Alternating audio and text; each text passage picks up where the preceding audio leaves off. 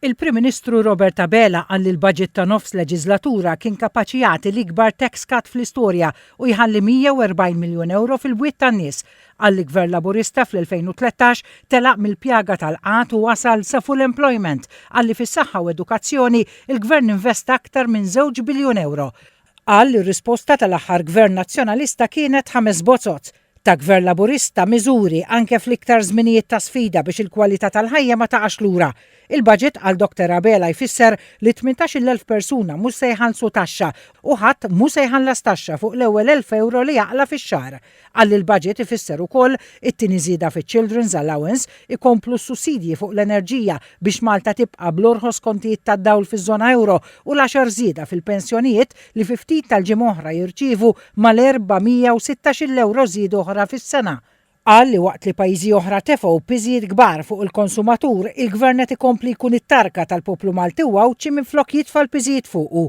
Il-Prim Ministru qal li llum il-Gvern qed jersaq quddiem il-poplu budget mhux b'miżuri ta' austerità imma b'inċentivi li jkomplu jsaħħu l-but tal-familji Maltin u Għawċin.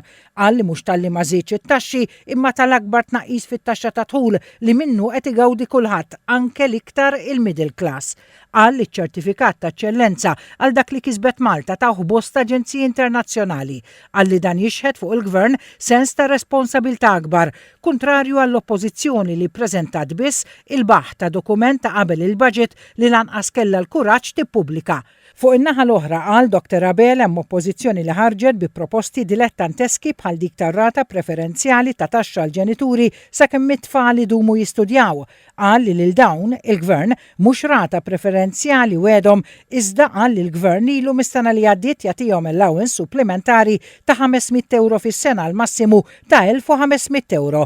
Fisser bħala konfużjoni manija l-proposta tal-oppożizzjoni dwar it-tnaqqis fl-income tax lil kull min ħallasa imma fl-istess ħin qal li r-rata l-ġenituri biss se tonqos. Hawnhekk stieden li l-kap tal-oppożizzjoni jgħid kemm jiswew dawn il-proposti u qal li mhux ta' bxejn qalulu li mingħajr sustanza u kollox works in progress.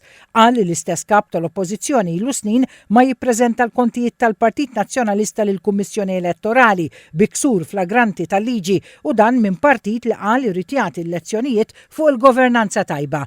Tkellem ukoll dwar is-suq tax-xogħol u qal li l-pajjiż issa qiegħed f'qagħda li jfassal il-Labour Migration Policy fejn għall-ewwel darba jista' jiffoka fuq x'tip ta' ħaddiem għandu bżonn il-pajjiż u jaċċetta biss lil dawk li għandu bżonn.